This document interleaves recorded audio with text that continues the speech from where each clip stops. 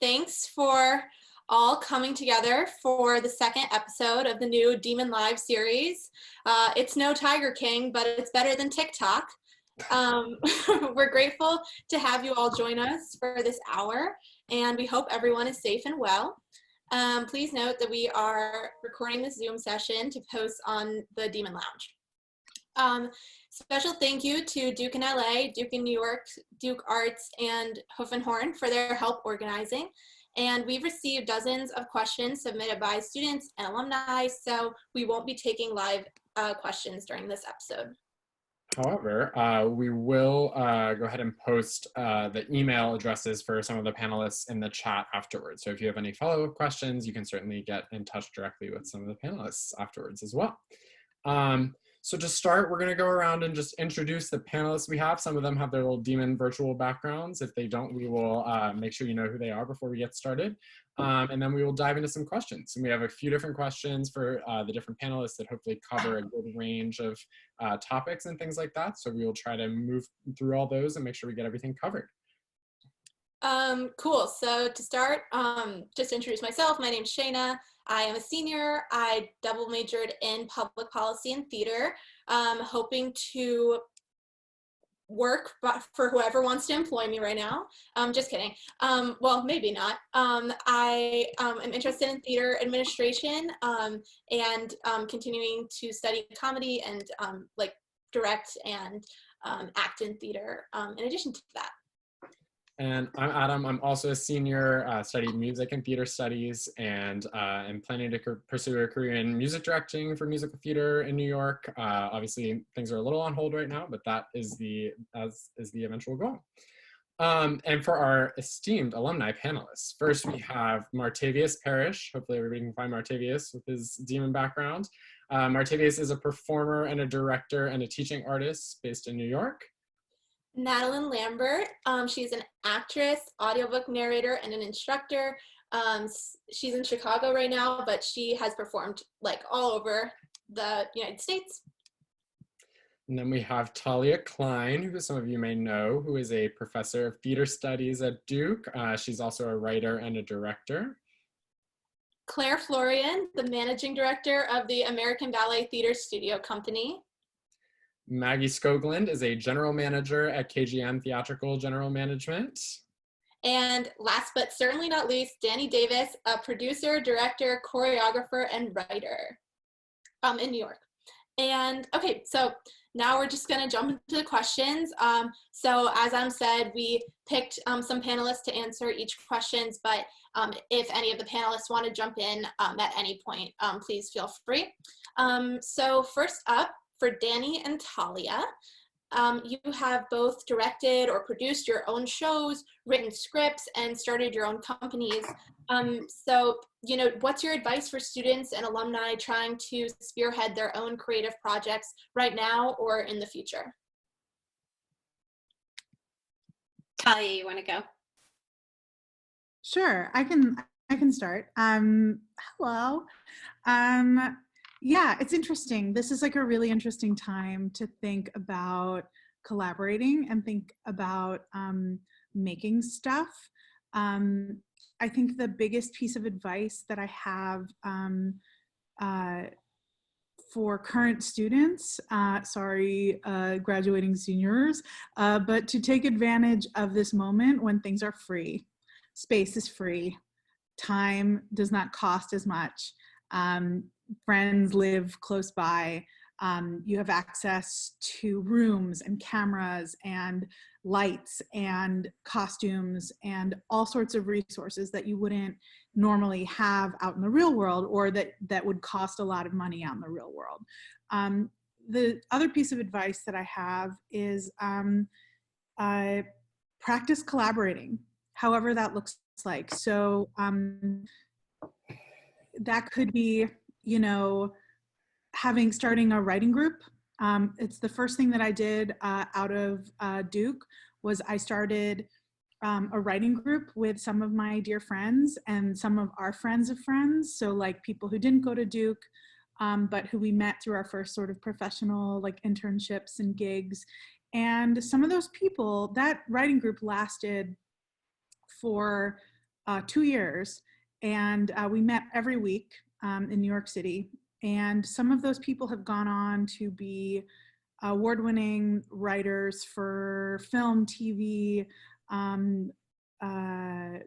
magazines, theater. Yeah, it's like a really incredible resource to start when all of you are just sort of starting out, to be like, hey, let's all work together. Another piece of advice that I have is set a deadline. Even if it's just like an arbitrary deadline, like set a deadline, and then don't be afraid to fail. You know, it's like set a deadline so that you can have something to show and then go back to the drawing board. But having a deadline really keeps you honest and keeps that, you know, we know it's like a lot easier to start the homework when we know when it's due. So doing that is really helpful. And, you know, invite people to see your work. If you have any, like, if you think it's going to be terrible, maybe like skip that. But like, if you have like a sense that there's something really good, start inviting people who you think you want to be seeing your work, because they might not come the first time and they might not come the second time, but maybe the third time they'll come. So start inviting people. Don't be afraid to, like, you know, share that you're doing things. And another weird lesson around creating your own work, and this is something that I didn't learn until grad school, but you guys probably know this more intuitively than my generation does, but like the narrative around your project in some ways is just as important or more important than the project itself. So people are busy. They don't know like what to go see. It's like really risky to see new things. If you have something going on, having a presence on social media that is fun and dynamic, with pictures or with video, that isn't just like, you know, come see my show, but is like, look at this beautiful thing we created. I have my company, The Here and Now.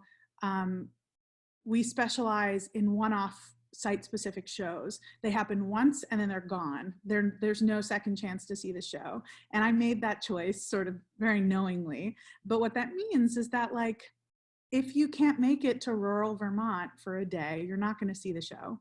But we've created a very strong narrative around how it's like a once in a lifetime experience, so that like by the time we got to the 4th or the 5th year, we had hundreds of people coming to see the show because they were like, we can't miss it. We have to like organize around that weekend. So be aware of the narrative you're telling, and I'll pass it over to Dani. That was all just brilliant sound advice. As I always say, and I'll just add to what Talya said, she talked about practicing collaboration, and I believe the work is in the doing. It's the same thing. Do the work, do the work, do the work. And this is a wonderful moment in time to, without any agenda at all, because none of us knows what's going to happen, right? In our business. I mean, Maggie and I are in constant conversations right now, I'm sure, in New York, and none of us knows what's going to happen. So this is a wonderful moment without any agenda at all to pull things out and throw them at the wall and collaborate with people you've always wanted to work with. Zoom is actually a pretty decent forum, but there are other forums for creativity, and those are amazing as well. And just see what happens. Walk something down the road. Like Talya said, give yourself some accountability, a deadline, see what you can make happen in a week. Can you write a 10-minute play in a week? Can you write the first act of a musical in 4 weeks, Adam? Can you do a Zoom reading of that musical, 4 weeks from today, and invite this forum of people to hear it? Start just doing the work, and don't stop doing the work, because we will come back And when we come back, you want to feel like those muscles aren't creaky and like, I don't know how to use them, you know? You'll know how to use them. And I just pulled up, this is my work basket, okay?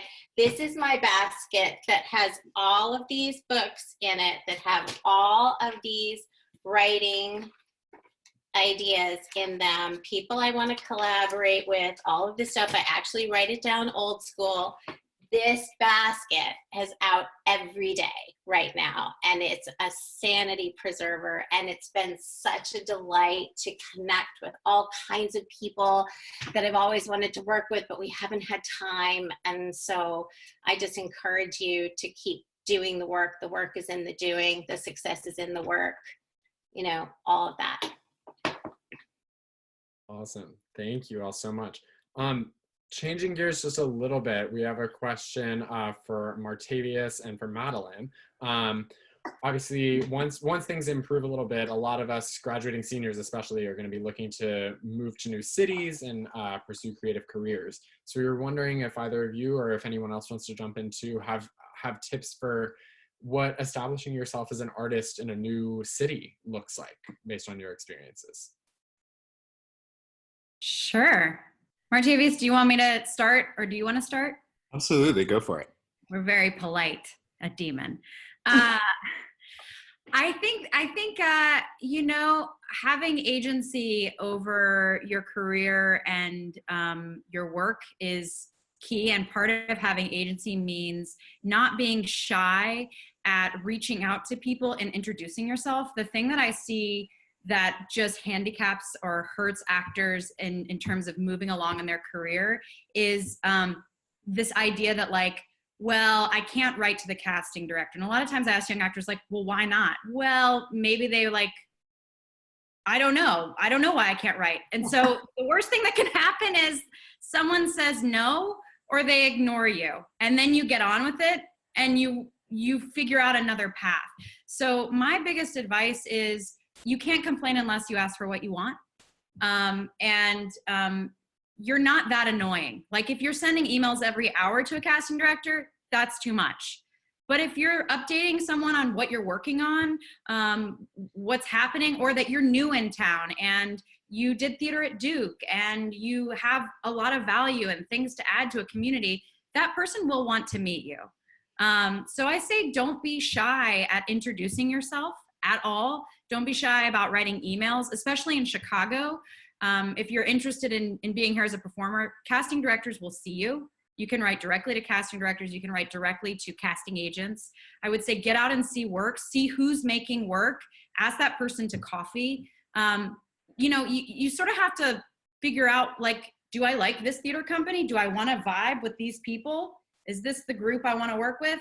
Maybe I want to work with this group. Maybe I don't want to work with this group. So it's really about, like, getting out in the community and meeting people, and not sort of like embracing limiting beliefs that aren't really real from the outset.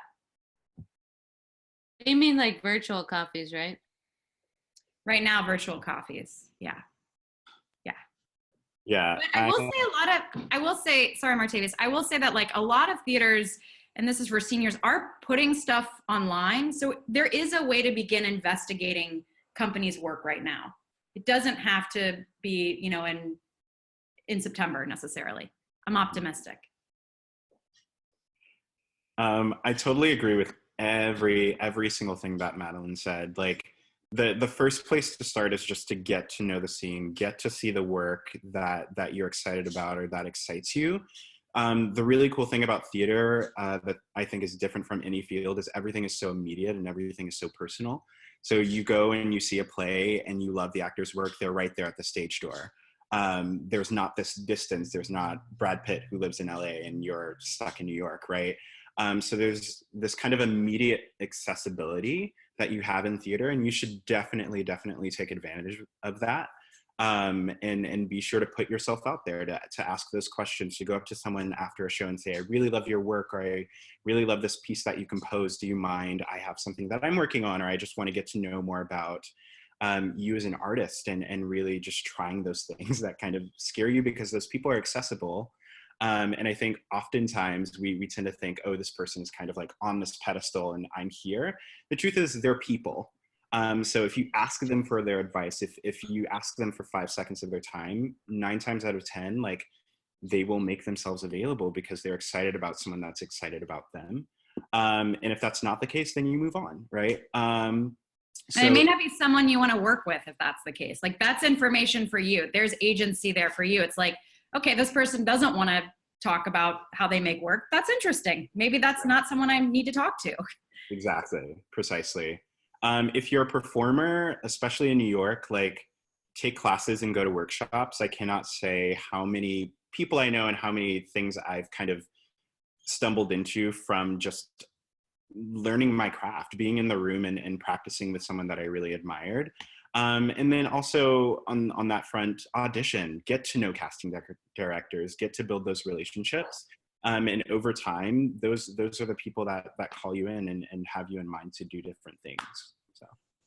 Can I add to, I would say, if you know there's a specific city that you're interested in, make sure you use the Duke Alumni Network. Absolutely. I mean, people love to talk about themselves. People love to talk about their work. We're very ego-driven in some ways. So, you know, you can really write to a Duke alum and ask. Yeah. We're not really ego-driven, but you know what I'm saying. People like to share their stories. Yeah, this is an industry of people who like to connect on stage and off stage, I think. Yeah, okay, so moving on to the next question for Maggie and Martavius. Looking back at your career, have there been times when you've needed like a second job to make ends meet, / any suggestions for students hesitant to jump straight into a full-time arts career, especially considering the current landscape? Martavius, you first. Okay, cool. Yes, NYC is expensive. I think you have to be smart about how you're allocating your time and your money and your resources. And so whatever that means for you, I personally come from like a very small town in South Georgia with parents without means. So for me, that means in order to kind of get myself off the ground and running, that meant work study in grad school and taking on odd jobs. Funny enough, though, I would say a way to be smart about it is to work in fields that are adjacent to or in partnership with what you're already pursuing. One of my favorite jobs so far was actually as a teaching artist at Lincoln Center. And that happened as a result of a different show that I did in a very interesting way. But it was a job that paid my bills, that allowed me to still be immersed in the arts and do what I love to do while also taking care of the bills. So if you have to take a day job, I would push you. You're Duke students, you're smart. Lots of people would love to have you on their staff. Go for those things that are adjacent to the work that you would like to be doing, as opposed to necessarily taking something out of left field. They are out there. You have to search for them. Again, this is a reason, again, to Madeleine's point, to connect with alumni, to see if they know of any resources and to get you into doors. So that would be my advice for that. I love that. I'll try to echo it and underline the concrete jobs that I've had. I ushered at night. I befriended a producer and worked with her, and her husband was a management consultant. So I was her husband's assistant, which got me into the home of this producer, and he paid me quite well. I've done a lot of proofreading. And I've just talked to a producer yesterday, Dani. I'm actually curious what you have to say about this. And this producer told me, Margaret, I'm at the point where I would pay for script coverage. Dani, I'm curious what you think, but would you possibly pay for script coverage? Yes, I think that's a burgeoning sort of track, if you will, Maggie. I'm seeing it start, and I am seeing the value of it, actually. So yes to that, and we can talk about that further. You know, all of us are definitely. I'd be happy to sort of download what I know.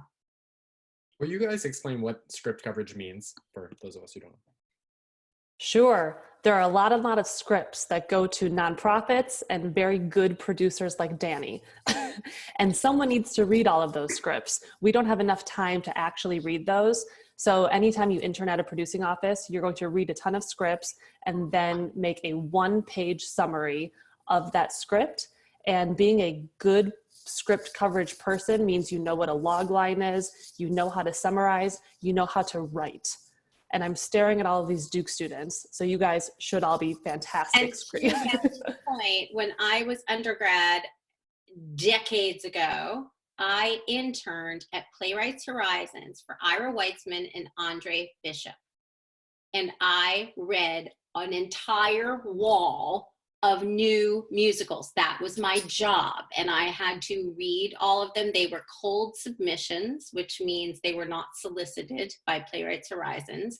And I really learned in doing that stuff, like how to be able to make judgments pretty darn quickly, how to make assessments. Is this worth moving into, you know, and we as Duke students, to Martavius's point, can really apply all of those analytical skills that we have, our really strong writing and communication skills. So script coverage right now is actually, as I said, a burgeoning thing. The other thing that I'm seeing is theater scouting. So that's a whole other field that I'm not field, but a whole other career path that I'm starting also to see. So be happy to talk to any of you about those two things, because I actually think you can monetize that work. When I was an intern at Playwrights, I wasn't monetizing it, but it was still really exciting. I do want to jump in and say one last thing. As a Duke student, if you aren't able to find a job that is related to the arts in some way, tutor. If you're a performer and you want that time, you want that flexibility, private tutor. I private tutor right now. I literally had 2 sessions today, but it's a way to make good money, to pay those bills. And you can do it remotely. You can allow it to bend to your schedule, even as a general artist. And having Duke on your resume, graduating from Duke, people are really going to take to that and really are going to want to sell that for you. So also recommend that job. Fantastic. Thank you, everybody. Changing gears just a little bit, again, Claire and Dani, we were wondering, and again, if anyone else wants to jump in, just sort of what you guys, based on what you've seen so far, and obviously there's a lot of unknowns, but we're wondering how you think sort of the impact of the pandemic and of everything that's going on right now is going to affect the future sort of the industry, and especially thinking about that many of us are looking to kind of get into the industry. What do you see as sort of some changes that might be coming down the pipe? Claire? Yeah, hi everybody. I'd say one of the biggest changes that I'm already seeing is how we relate to audiences through media. Right now, when we can't convene and go see theater and dance, audiences are still craving content online. And we at ABT have sort of felt that we've become a media company. We've been talking a lot about what can we put on the internet to still engage our fans, our audiences, our donors, our students. And that's become a really huge priority for us. And there have been some really nice silver linings to that, actually. One example, we've started putting Instagram ballet classes online for free every day for kids. So we're engaging these kids all around the world who we might never reach due to geography or financial barriers. So we're starting to develop a ballet audience at a very young age through all these kids that we're reaching. And once this pandemic ends, we can't just take it away. We've set this expectation that we're providing this content to people all over the world. And I think that's going to be a big part of what theater organizations, dance organizations, any arts organization is going to have to do going forward. And it is a really great thing. It's an audience development tool, and it's a great way to reach a lot of people. And so I think that's going to be really big. And then how we think about capturing content is going to be really important. For example, at ABT, when we do a new ballet, we usually film it, but just for archival purposes or for rehearsal purposes, it's not great quality, it's not highly produced. And that's for a lot of reasons. first of all, it's super expensive. You've got to figure out choreography rights, music rights. You got to figure it out with the dancers union. The venue you're working in might have restrictions. So we haven't really done that much high quality dance performance footage in the past, but that's definitely going to have to change. We're going to have to think about how we're investing in content creation, and how we're approaching it, not being too precious. I know at least in ballet, people are very, ooh, you know, the foot's not pointed, so we can't share that video. I think we're gonna have to just rethink how we talk about content capture and distribution. So that's one thing I think is going to be a huge part of the DNA of any arts institution going forward. So sort of like what folks were saying earlier, this is a great time to work on your video editing skills and things like that, that I think are going to become commonplace skills that are really important in the industry. I think that I would absolutely, 100% reinforce what Claire talked about. Lots and lots of people, as you well know, are creating and posting really beautiful content. And it is exciting, isn't it, to be a member of the community of artists, knowing that we're giving people such fantastic stuff to deal with while they're enduring this pandemic. A couple of things I'll add to that.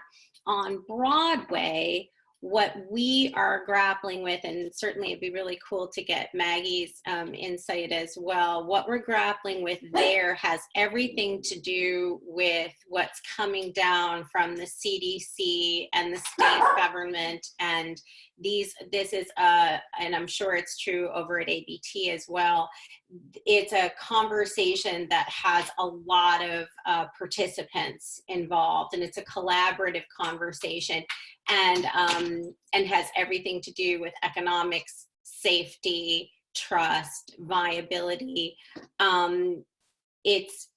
There are all kinds of proposals on the table right now as to how that industry comes back online, recognizing the significance of the Broadway business to the economy of New York City. We're responsible for well over $600 million, in commerce for the city in a very short period of time.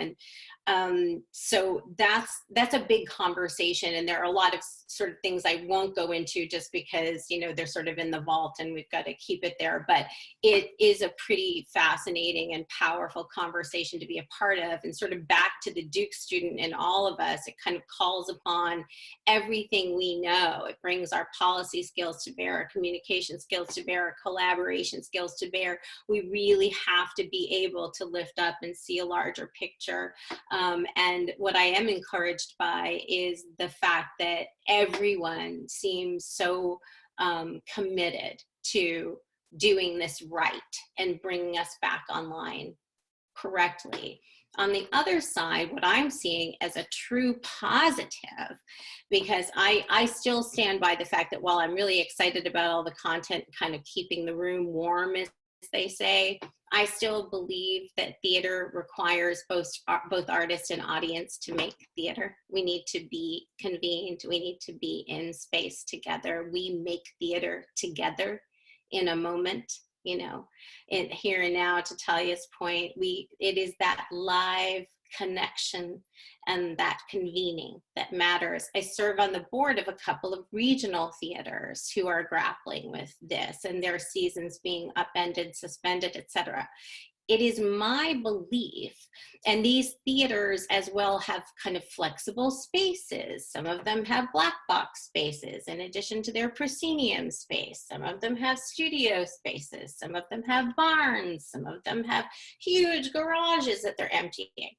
What I'm seeing is this ability of these regional theaters to actually come online in a very strong way to serve their communities. So I would say that if you're looking into coming into this industry right now, I would look to the regions, and I would look to the theaters serving their communities, because I do believe that they will be very robust in terms of creating new work, in terms of really getting programming going, in terms of really being viable players in this world. So I see that as a positive outcome here. We'll become less sort of New York and Chicago centric, and we are really going to start to see theater taking place all over the country in really substantial ways.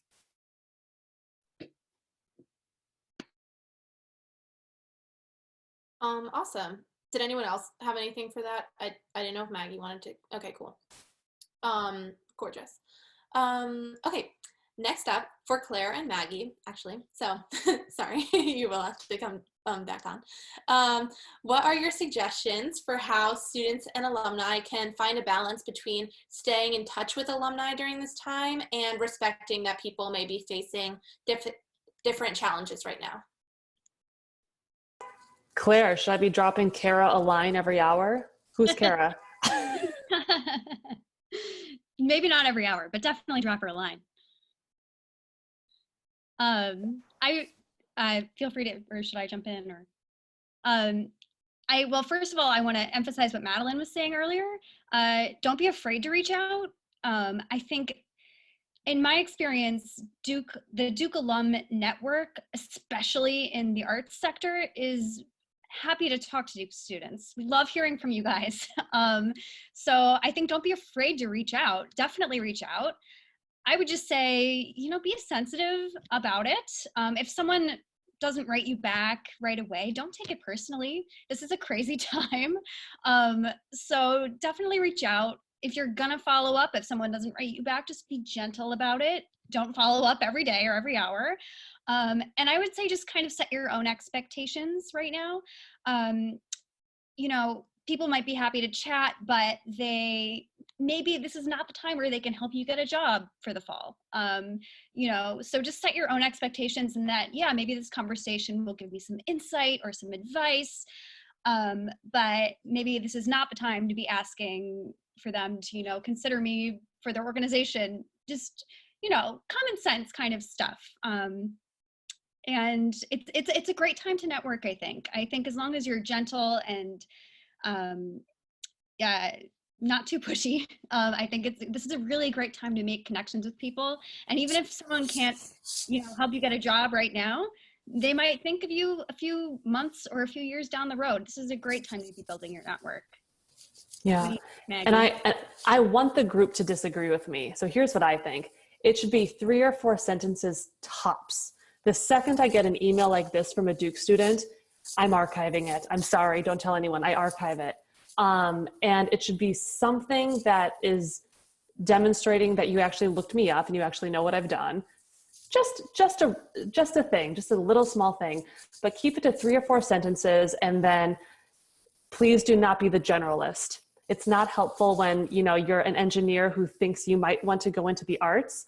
It's so helpful when you say, I'm an engineer, I know I want to go into set design and blah, blah, blah. Even if you're lying. I don't care if you're lying and maybe you're going to go be an engineer. Just tell me you want to go be a set designer. But I mean it. If anyone disagrees with that, with a 3 or 4 sentence thing, please feel free to. Well, I'm not big on the lying part, but I like the specific part. I'm just gonna put that in there. That's fair. Thank you, Amy. Awesome. Question we have for Madeleine and Talya, but again, anyone who wants to jump in. We were wondering about suggestions that you all have for things that people can be doing during this time that are productive and can help sort of gain experience and prepare for entering a creative industry. Well, I would follow up and say, I was talking to I sound fancy, but I don't mean this to sound fancy at all, but I was talking to my agent yesterday, and he said that the way of auditioning is now going to be a lot of self-tapes. So I would say getting really smart if you're interested in being a performer on what it is to make a self-tape. You can do it with your iPhone. It's easy. You can edit very easily. I think that the whole industry around that will be revolutionized, which means that actors will be able to be seen for projects all over the United States and potentially like globally. So right now, I would say if you go on, I think this would be a great exercise for seniors who are interested in performing. You can go on to Playbill right now, and you can look at theaters that are accepting general auditions, which means they're looking for a monologue or two, and you can put yourself on tape and you can go ahead and submit to theaters, and they can start seeing your work. So that would be a tangible, specific thing you can start to do right now. I would say, echoing Dani's point about the regional theater, so I just worked at Alabama Shakespeare Festival, and they are really doubling down on sort of Southern narratives and creating Southern work with Southern writers and Southern performers. And that's a huge passion of mine. And they created a festival where they paired a playwright with an actor, and the playwright wrote a monologue for the actor, and then the actor had a week to produce it and film it and perform it. So I would say that model could be easily replicated with a group of friends around a specific theme. Like maybe your theme is a great meal or cooking. I don't know, I'm sort of grabbing at straws here, but I think that model could be really useful and productive. And I know Talya is doing something really cool with her on-camera class right now. Yeah. I just love Talya.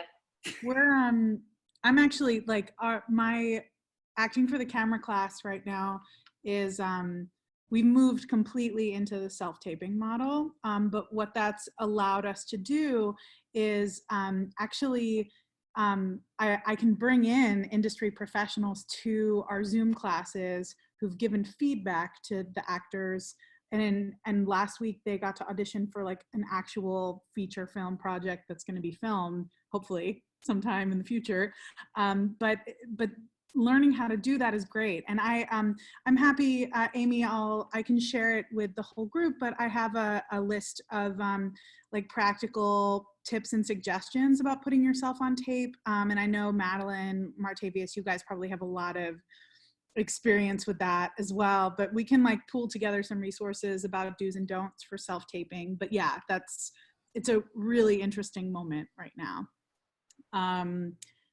What I was going to say about what you should be doing right now, and actually you shouldn't do anything right now. You can, there's an opportunity to do whatever you need to do right now. But you have the opportunity right now to develop both your artistic and your professional toolboxes. And in a way, it's like this incredible opportunity because the world has sort of grinded down to this like slower pace. So it's almost like this borrowed time that you can use where you might be able to do some stuff that you wouldn't have gotten to do if you were like grinding and like, you know, hustling. Like there's a really great moment here to be able to slow down and develop your voice as an artist and develop your professional toolbox. And the artistic toolbox is basically like your voice as an artist, like who you are and what you have to say and how you say it. And also like your practice, like your daily practice of what it is you're doing.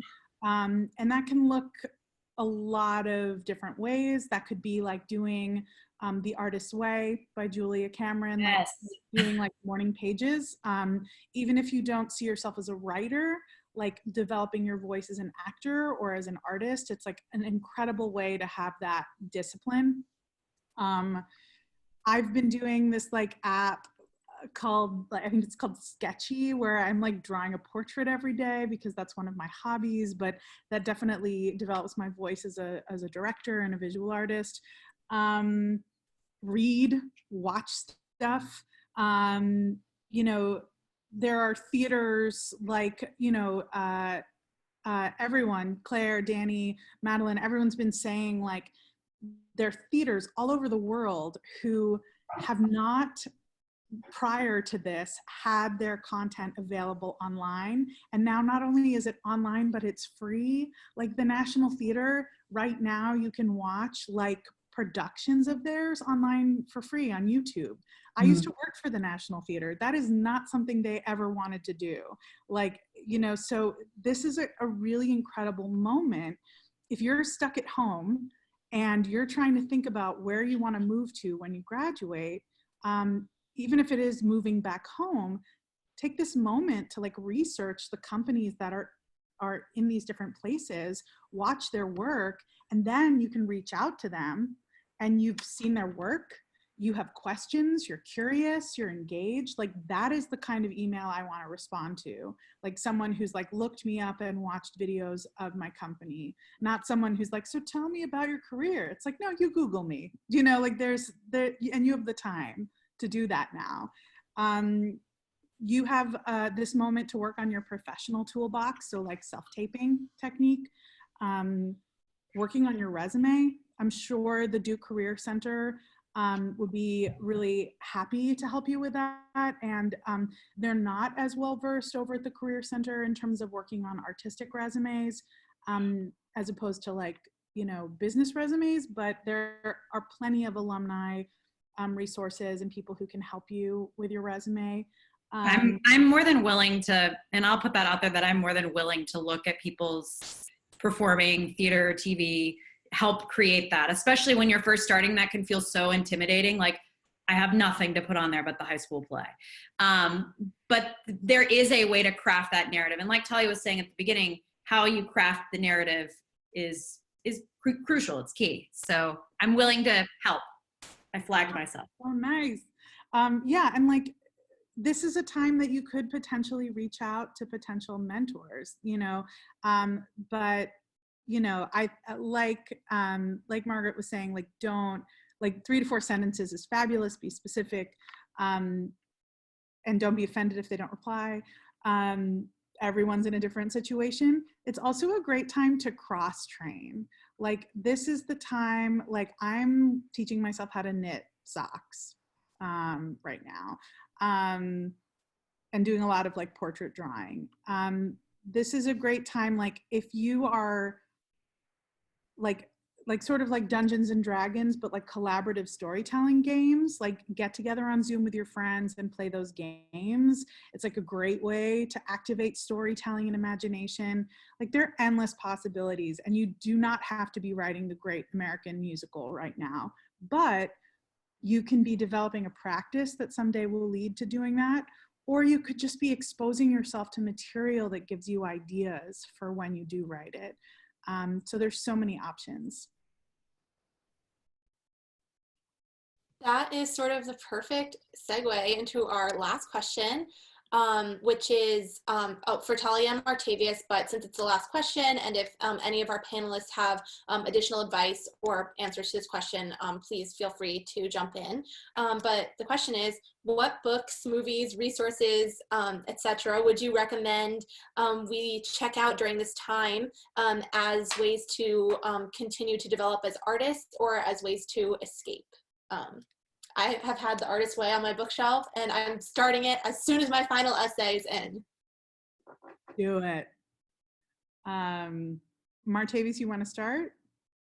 Sure. I have a couple of general ones. The Broadway Briefing, started by Matt Britton. He's one of my mentors. It has become one of the most efficient and quickest ways to kind of know what's happening in the industry overall, on Broadway, off Broadway, regionally, internationally.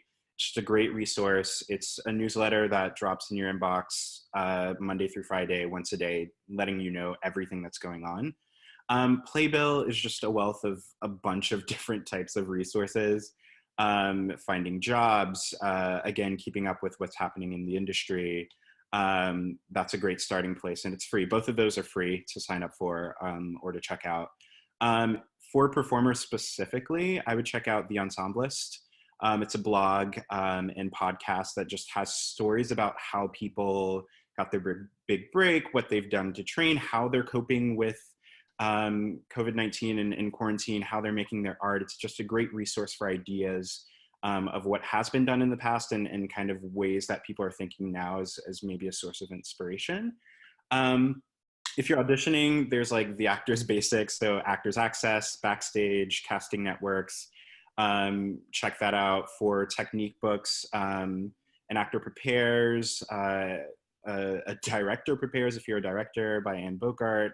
Uta Hagen, Meisner all have books in terms of like training in technique. And then there's instructional books. So The Actor's Way, absolutely. Super great, I recommend. There's Audition by Michael Shirtliff. And also Acting as a Business. I think it's so important for actors to think of themselves as an artistic business, not necessarily just on the creative front, because what you're entering into is ultimately a business. So gaining some kind of acumen in that realm as well can only help your overall trajectory and the scope of possibilities that you have as a performer. Sweet. Okay, sorry. Oh, what were you gonna say? I have two when you're done. Oh, okay. No, I love that Martavius went like theater, because I went like all over the map. These are much more like oblique suggestions, but I pulled them from my own like bedside table. So like I am in the process. Some of these I love and I've read already or I'm rereading. Yes to The Creative, The Artist's Way. Yes to The Creative Habit by Twyla Tharp. Big Magic by Elizabeth Gilbert is an excellent book about creativity. This is one of my favorites. It is so obscure and weird, but I love it. It's a book by Linda Barry, who's like an artist, cartoonist, brilliant, MacArthur genius. This one's called What It Is. And they're like creative prompts and like incredible illustrations that just like get your imagination going. Why do some images come back again and again and again? What makes something meaningful? Like you're like, wow, just like great things to think about right now. Amazing prompts for like just starting something. I love sort of like, not like, I hate the word self-help books, but like I would call them like personally uplifting books. Tiny Beautiful Things by Cheryl Strayed is like chef's kiss. There's this great book that I'm reading right now, which I think is perfect for a pandemic, called Everything is Figure-Outable. I like the message. The poetry and writings of John O'Donohue are magical. I love them. They make my soul happy. I put together a collection of plays, and I gave Amy this resource, and she posted it on like What the Pros Are Reading on the Demon website, but I'll just give you a like little brief taste. A couple of plays about like the end of the world. I thought be interesting to read right now, like Angels in America, Blasted by Sarah Kane, although trigger warning on that one, it's intense. Mr. Burns, Red Noses, No Exit, and Endgame are all incredible plays to revisit right now, especially in this moment.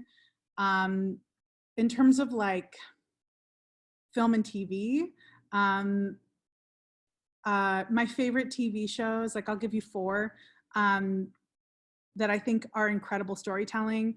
BoJack Horseman on Netflix, I think is some of the best storytelling I've seen anywhere at any time, animated or not. The 2 seasons of Carnival on HBO are quite astounding, like astounding TV, and it's hard to understand just how astounding it is. And yeah, I recommend it. If you want an amazing series about theater and theater making, Fosse Verdon was one of the best things I've seen this past year, especially if you're a musical theater person. It's just like chock full of musical theater history, and the performances are incredible. And season 1 of Fargo is pretty much, in my opinion, a perfect season of television. Amazing storytelling and character and acting. I have a list of films that I won't go into, but will be on that list. And then I made a list of some great film and TV adaptations of plays that I recommend, that I think would be really fun to watch.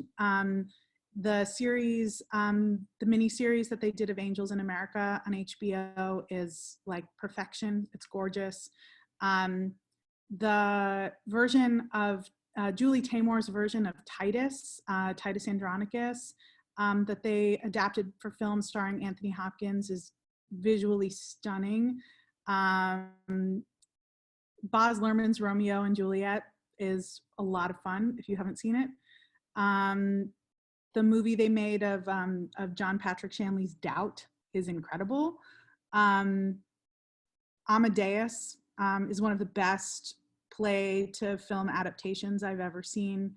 There's like a really great film of Peter Brooks's production of Marat Sade, which they translated into film as well. So those are just some places to start.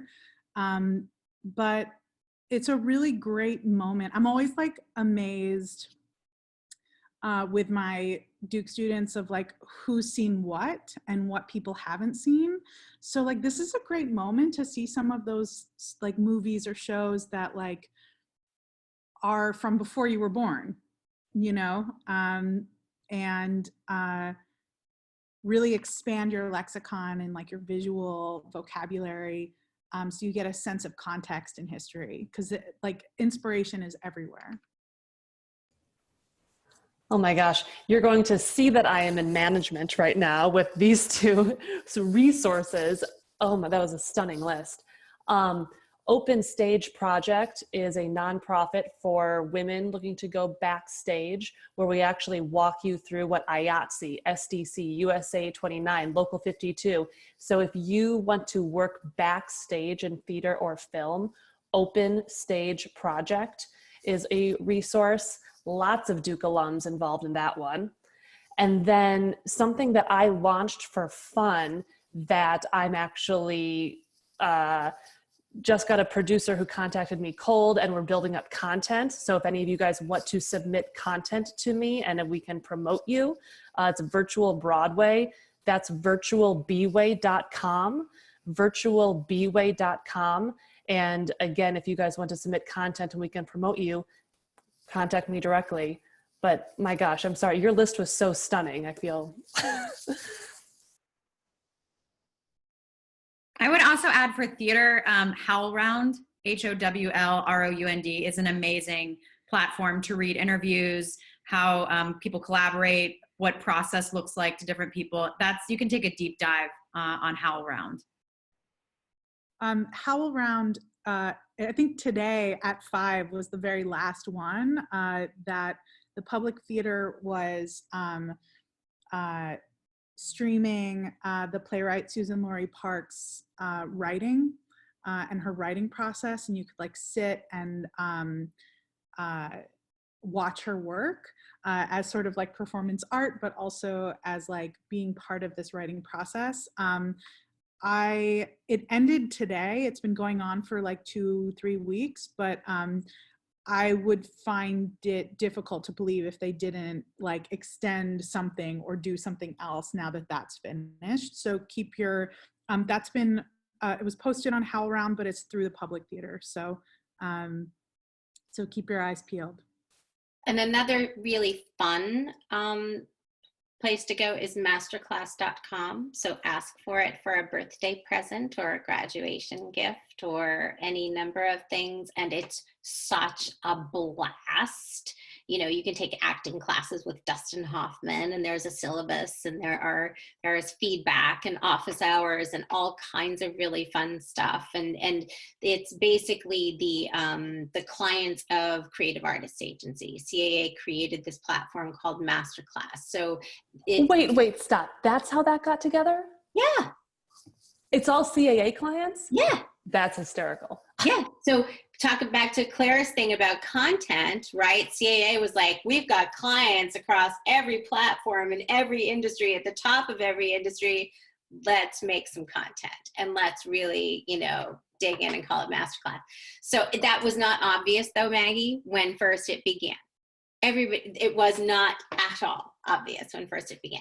But it's also just a terrific resource. And it's also a great way, if you yourself are creating content, Martavius, you as a teaching artist, you know, say you want to create some content, go study how they're doing it, how they're lighting it, what kind of, you know, clips they're doing, how long are they, what kind of bites are they putting forward, you know, what's the content they're using to support the work. Again, to our point here in this beautiful forum, and we're all over the country right now, you know, we're able to really give each other something very meaningful right now. This is that moment, isn't it, where we can take a deeper dive. So really fun. Amy, thanks for inviting us to this.